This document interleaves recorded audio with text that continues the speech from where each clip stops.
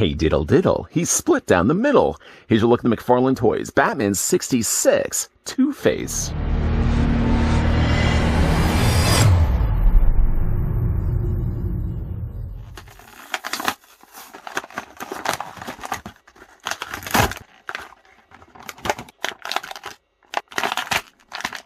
Kapow! The debonair millionaire Bruce Wayne may seem like your average cool cat, but you would be wrong. With the flip of a Shakespeare head bust and to the Batcave, Gotham City is filled with a rogues gallery of criminals eager to unmask the Batman, but they are thwarted by the Cape Crusaders' own clever ways.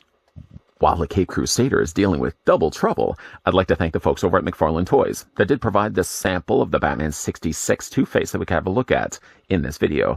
Now, the figure is not actually based on an episode in the Batman 66 series, as Two-Face never was one of the characters that appeared. However, though, as a follow-up comic series, Batman 66, Two-Face was in a standalone issue entitled The Two-Way Crimes of Two-Face, in which the character was predominantly featured. This figure is actually based on the comic, not on the 66 series. Grabbing the tape measure, though, measuring right to the very top of Two-Face's head, the figure stands, yes he does, about 5.5 inches in height, or the figure's about 13.5 centimeters tall. Now, what I do find funny, though, is to move over Two-Face and to compare him, in fact, with Batman. Batman's actually shorter than Two-Face, which seems a bit strange to me. Not that I would have expected the Cape Crusader to be taller than Two-Face, but I would have thought at least that they would have been of the same size. I mean, he does actually dwarf Batman to put him back to back like this. Does seem a bit strange to me. I would have, again, made them at least of equal size, or at least of equal height. Sadly, if you're expecting guns to come included with Two-Face, then we're still under the mandate, so they're not unfortunately packing any pistols with Two-Face. But I do hope, like they've done already, by releasing a gun set on their own, that they're going to also do accessories for the 66 Batman figures too. Two-Face, I'm not as bothered by the fact he doesn't come included with a gun, but characters like Mr. Freeze, that we will be looking at in an upcoming review, doesn't come included with his Freeze gun. So I think really, as shipped out separately, put together a 66 accessory set, I would be buying it up in a heartbeat. What he does, though, come included with is a smaller reproduction of his coin. The coin, you can see, does have the heads featured. Well, you see the cleaner side, at least, has freedom, and then below that, it actually says 1929. On the back side of it, you're basically replicating the same image shown here on the front, but of course you've got all the carved-in lines there as well.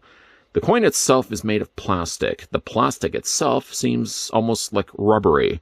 Not to the point where you can bend it, but it certainly is a very light plastic coin. I wish it was a little bit bigger, but at least he does get himself a reproduction of a Two-Face coin. Obvious reasons you can't put this in his hand. I mean, yeah, maybe you could, I guess you could put it in Two-Face's hand as something so over the top. I just finished dropping it on the floor. Something so over the top in the original 60s series, maybe Two-Face would have had a big giant coin. He would have clocked Batman over the head, or I'm sure they would have devised an elaborate trap for Batman at the end that only him, the Boy Wonder, could get out of. Continued, of course, in part 2. I see the coins down there right now.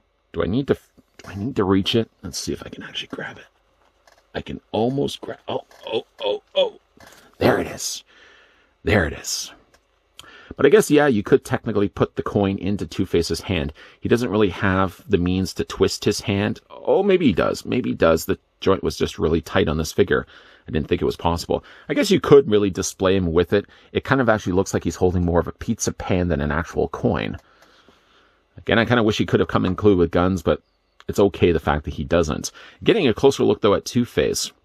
Another appearance that Two-Face did make was in his 66 animated movie entitled Batman vs. Two-Face, in which he was actually voiced by William Shatner. The designing of his suit, though, doesn't replicate that he had the one that he had in the animated movie, but again, it was based on that comic miniseries, the 66 Batman comic miniseries. Head sculpt-wise, you could buy into the idea that this could be a young William Shatner, although he's a little bit more chiseled, but he does have some features you'd expect to see from Captain Kirk himself. He is splashed on the side here with, I'm only guessing, acid. I think actually in the 66 animated series, the animated movie, he actually was splashed by the extraction of all the evil things that were inside the villains. The villains were all basically inside, I think, Arkham Asylum, and all of the evil essence were basically put inside of a giant canister. And the canister blew up, splashing only this side of Two-Face's body, while Batman covered the other side with his cape. A little more ridiculous, but obviously something you would expect to see from 60s Batman. You wouldn't want to have real acid splashing across Two-Face's head. But, I got to say, like, the head sculpt is really good on this one. It's well sculpted. You can see as well, they painted the eyes nicely as well as the eyebrows. I do also like the way they've sculpted and painted the eye on the scarred side. I've always been a bigger fan of Two-Face having hair. I never really liked the idea that he was completely shaven or bald on the one side where the hair wouldn't be able to grow back. Crazy looking hair for me is always the way to go when it comes to Two-Face. You can see he has some additional lighter blue that's added to the cheeks and also to his eyebrows. It's a good half right down the middle. This figure, in fact, also does kind of remind me of the DC Direct Two-Face, which I did do a review of a long time ago. He did also come included with a flipping coin. Sadly, this Two-Face, while he does have the means to bend his elbow, does not actually have a little flipping coin.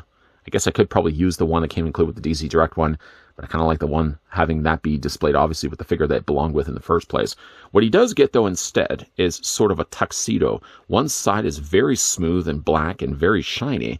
The other side is more coarser. You can see a lot more texturing done. Now, with the sleeve and the leg, it's very obviously a different color than they actually use for the plastic here for the jacket part. There's also a lot more visible texturing that they've done to the sleeve and to the pants. He doesn't have as much here on the jacket. In the comic in which this is based from, he actually had all this pattern work not only on the sleeve, not only on the leg, but also in this jacket area as well. Underneath it, if I could just peel away the jacket just a little bit, you can see the white side on the clean, healthy side of Two-Face, and the more scarred, angrier side, I guess, of Two-Face. You can see he's got more of an orange shirt. And then a bow tie, not colored differently, but again, to bring the two together. It's a really nice looking figure. Again, like one of the problems with obviously the 66 figure run is that they have no articulation in the thighs. That's one thing I do wish that the figures could have actually possessed. Luckily, he does have it though in his shoulders. And lucky he does have also an elbow bend, but I wish that they also could have followed the same suit and actually had the same articulation at the tops of Two-Face's thighs. The boots, by the way, just as a side note, are the exact same to one another. They didn't scar on one side, for example. They kept the boots relatively the same, unscathed. He does have peg holes on the undersides of his feet, and while the figure doesn't come included with a display stand, I happen to have a DC stand right here. You could still use a stand if you want to, as it does use the same sized peg system. Let's move that to the side. For the figure's articulation for Two-Face, the head is on a ball joint, so it can rotate all the way around. It does look up and looks down as well, only by just a little bit. I mean, what I'm doing right now is to the extent of what it can actually do and pull off. Head rotates back and forth or hinges back and forth. Again, I do like the idea that they do have shoulder joints. I just wish, again, like they could have done the same thing for the thighs. Arms rotate all the way around. That's on the rough side as well of Two-Face. It does have only just a single hinge in the elbow, and the hands do rotate. I don't know why, for some reason, I didn't think that hand did rotate when I already knew that this side did. The waist does rotate, only just a rotation, no ball joint or anything like that. And just straight swivels on the legs. That's it. That's all you're getting. The figure does, though, possess a hinge on the lower leg that does technically allow the lower leg to also rotate below the knee.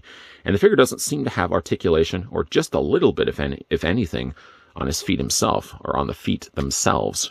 All in all, not a bad looking figure at all. I do like the idea that they're not only just releasing actual rogues from the 60s series Batman, but they're also doing all these other characters that never appeared either as well. And again, bringing back in Batman. The only thing that's disappointing about this is the fact that they didn't actually make them the same size. But what I do like is the nod to the 60s mini-series comic in which the two-way crimes of Two-Face gets actually featured here as a figure, as a plastic figure that you can display along with the other 60s Batman characters, ones that appeared already in the series. While I may have thought actually having the big giant coin in his hand looked ridiculous, then I have to remind myself what the series is actually based from, the 60s Batman. That's such an over-the-top thing for any villain to have. Egghead would have a giant egg. Joker would have cars with big smiles on their faces, not to mention the cat car driven around by Eartha Kitt's Catwoman. Meow. So the idea of actually giving him the big giant coin maybe doesn't seem as far-fetched. Granted, yes, I wish the figure could have come included with a pistol or a tinier little coin that he could actually flip around in his hand, but a big giant coin will be at least the way I'm going to be displaying the figure when I put him on the shelf. The only thing, again, about this line is that there's no articulation in the thighs. If you can get around that idea, then the 60s stuff that McFarlane's team have been doing is actually quite a fun line. Something I don't do nearly enough here on this channel, but I will be changing that really, really soon. We are, in fact, going to be looking at a whole bunch of new 66 Batman figures, courtesy of the folks over at McFarlane Toys. If that's the kind of thing you guys like, if that's your jam, as they say, then stick around to this channel. Make sure that you're tuning in, because we are going to be looking at more 66 Batman figures in the upcoming reviews. This figure could have been also a little bit shorter, or maybe the flip end of that, a flip of the coin, in fact. I think Batman, the Adam West Batman, may have been also a little bit taller, so that the figures were a little more in line with one another. Two-Face being a little bit taller of a figure does make Batman then seem even shorter than he did seem before. Other than that, though, I really like the look of Two-Face quite a lot. And again, I love the idea that they actually based this off of the two-way crimes of Two-Face. A standalone one-shot, I believe, from the Batman 66 comic run, if you ever get the chance to read that. What do you guys think of Two-Face? Let me know down below in the comments section. And once again, a big thank you to the folks over at McFarlane Toys that did provide this sample of Two-Face that we could have a look at in this video. If you enjoyed, speaking of which, this video, want to hit with a like. If you're loving the content you guys are seeing and do want to stick around for more, then make sure, if you haven't already done so, yes, crucial that you hit the bell notification and subscribe. Of course, when you're checking out more on the channel, it's always nice to get those alerts, those reminders, those friendly taps on the shoulder to tell you when new videos are popping up. By hitting the subscribe button down below is your best way to ensure that you're getting the friendly tap with a weird stranger actually standing in your living room behind you. Gonna be a lot more videos coming your way, guys. So as always, thanks for watching. See you guys next time.